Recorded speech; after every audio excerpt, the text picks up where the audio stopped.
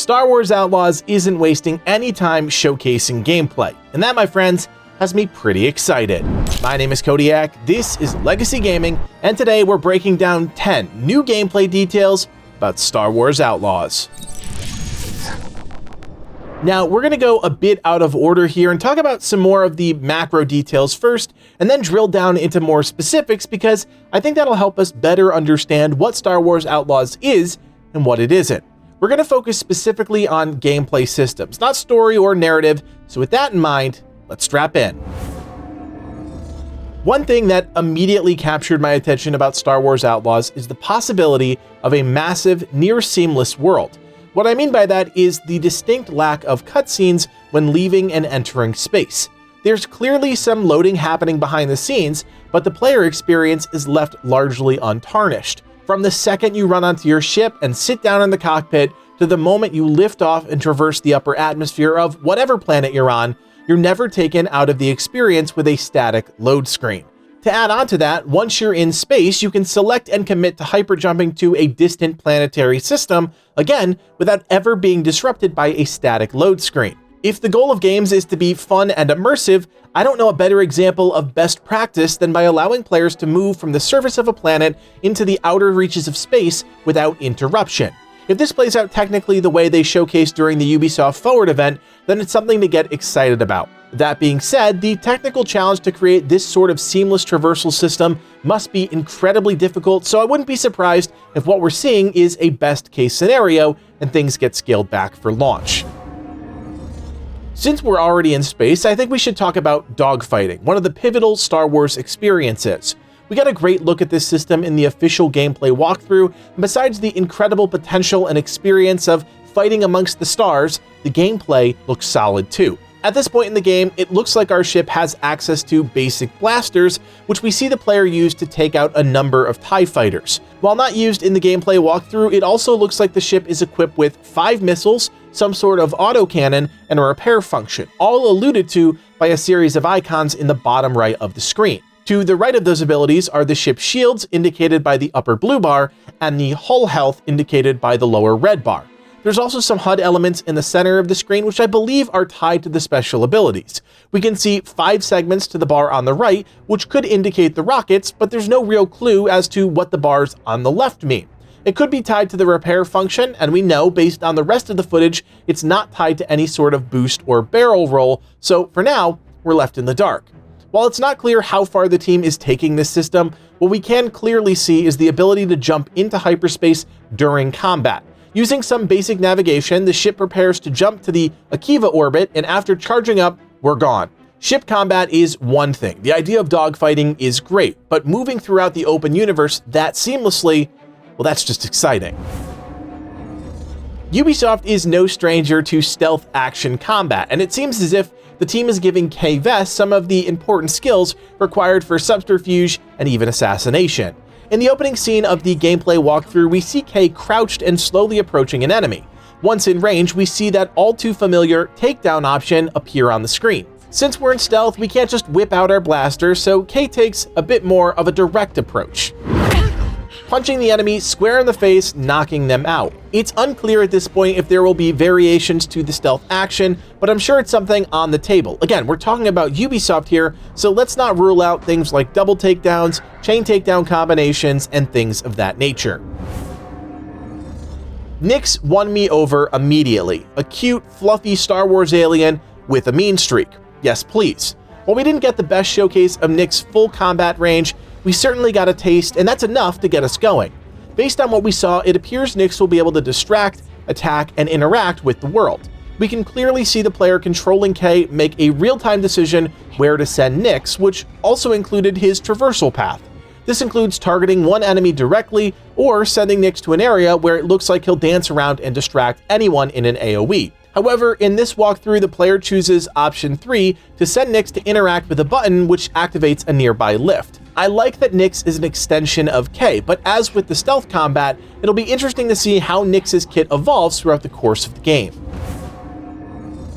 As you might expect, stealth can only get Kay so far, and halfway through the gameplay walkthrough, she's discovered. There's actually a really cool pseudo cutscene where she's confronted by an enemy, and I thought that was an interesting moment as it creates almost a micro story before entering into a combat state. After that though, it's blaster time, and we see Kay unleash a flurry of shots. What I really want to talk about though was how the team is giving players additional tools that they can then use in combat.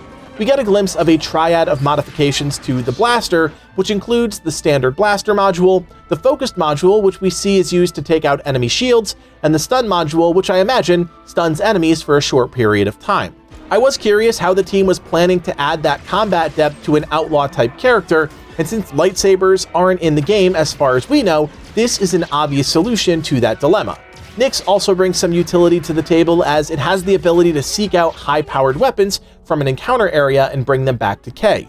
According to a statement made by the developers, it appears these weapons can only be used for a certain period of time, most likely the equivalent of one magazine in a traditional weapon, which would keep the system from becoming too overpowered.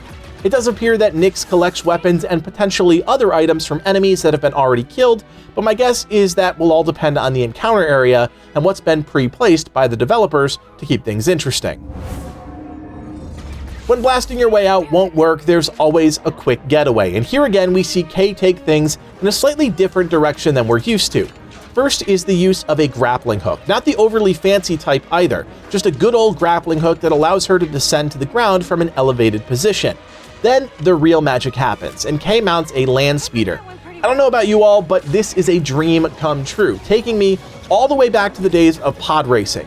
The idea of speeding across an alien planet, hovering just above the terrain, is something I've wanted to do in an open-world Star Wars game for a long time, and it's finally going to be a reality. Riding around on a speeder isn't just about escape either, there's also a combat element to the action. We see Kay slow down time and enter a bullet time mode where she can then paint enemy targets. In this case, she has 5 shots indicated by the red icons at the top of the HUD. Once assigned, the bullet time ends and we see her unleash a volley of blaster fire against both enemy speeders, causing them to crash. I couldn't believe how smooth this all looked, and at this point, I was pretty hooked on the action. One thing we don't know much about is how reputation and factions play a role in the larger Star Wars Outlaws experience. The action we've been talking about all takes place within a Pike Syndicate facility, and in fact, we're stealing from that group. As we're escaping, we can clearly see that because of our actions, we lost some standing with the faction. However, what this reputation system is tied to is still a mystery. We also see a bit of choice later on in the adventure when returning with the stolen item. We make a choice to refuse the Imperial officer, and that causes another problem for Kay. How all of these actions and choices are interconnected and how they change the story are huge questions that we'll need to learn more about. If decisions actually have weight and change the nature of the gameplay, then that's a big deal. But if reputation is simply tied to something like vendor access, well, that's a relatively shallow system. At this point, we just don't know, but I'm pretty excited nonetheless. One thing we do know, when things are bad, they can always be worse.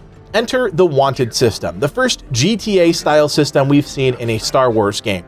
Much like those games, in Star Wars Outlaws, when you do something to piss off the Empire strikes back, pun intended.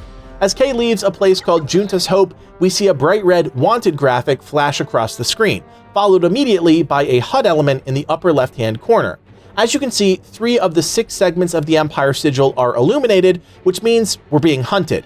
Inferring a bit here, the more bars that are illuminated, the more pressure the Empire will put on Kay, possibly deploying different and more advanced enemies based on our wanted level. This is the perfect system to deploy in a game like this, and I believe it'll add that constant threat to keep the experience interesting as we hop around the galaxy pillaging the coffers of the Empire.